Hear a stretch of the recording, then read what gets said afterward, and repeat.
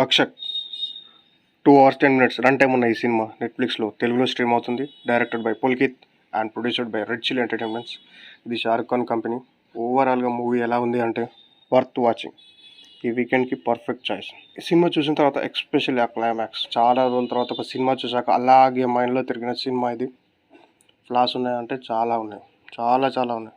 కానీ సినిమా అంతా చూసాక ఒక మంచి సినిమా చూసిన ఫీలింగ్ అయితే తప్పకుండా మీకు కలుగుతుంది. ఈ సినిమా ప్లాట్ విషయానికి వస్తే వైశాలి సింగ్ అనే ఒక యంగ్ జర్నలిస్ట్ తన కెమెరామ్యాన్ భాస్కర్ సింగ్తో కలిసి తన ప్రాణాలు పణంగా పెట్టి మునావర్పూర్లోని బన్సీలాల్ అనే వ్యక్తి నిర్వహిస్తున్న అనాథ బాలికల వసతి గృహంలో పిల్లలపై లైంగిక దాడులు జరుగుతున్న విషయాన్ని ఎక్స్పోజ్ చేయాలనుకుంటుంది. కానీ కొన్ని రాజకీయాల కారణాల వల్ల పోలీసులు అటువైపు కూడా చూడరు. చివరికి వైశాలి ఏం చేసింది, బన్సీలాల్ శిక్ష పడేలా చేసిందా, పిల్లలకి న్యాయం జరిగేలా చేసిందా అనేది స్టోరీ. ఆ ప్లస్ పాయింట్ విషయానికి వస్తే ఈ సినిమాకి బిగ్గెస్ట్ ప్లస్ పాయింట్ ఆ మెసేజ్, ఆ స్టోరీ ఇచ్చే మెసేజ్, చైల్డ్ అబ్యూస్ గురించి. బిగ్గెస్ట్ ప్లస్ పాయింట్ యాక్ట్రెస్ వైశాలిగా నటించిన భూమి. తన acting was excellent, top notch, one man show అని కూడా చెప్పచ్చు.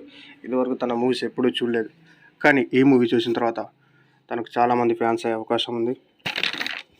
మరో ప్లస్ పాయింట్ ఏంటిదంటే ఇట్స్ ప్రజెంటేషన్. అలాగే చాలా వరకు ఆలోచింపజేసే డైలాగ్స్ ఈ సినిమాలో చాలా వరకు మనకు కనిపిస్తాయి. మోస్ట్లీ ఆ interval block and climax, 30 minutes before interval, 30 minutes before climax.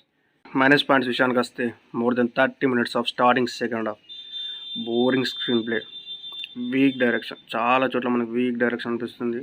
ఈ సినిమా చూడాలంటే మెయిన్లీ చాలా పేషెన్స్ కావాలి. ఇది అందరి వల్ల అయ్యే సినిమా కాదు. అన్నీ తట్టుకొని క్లైమాక్స్ వరకు వస్తే క్లైమాక్స్ చూసిన తర్వాత మీకు ఒక మంచి ఫీలింగ్ కలుగుతుంది. There are many minus points, but film ఇండియాలో యూ విల్ ఫీల్ హ్యాపీ. ఫైనల్గా ఈ మూవీకి నేను ఇచ్చే రేటింగ్ 3.5/5.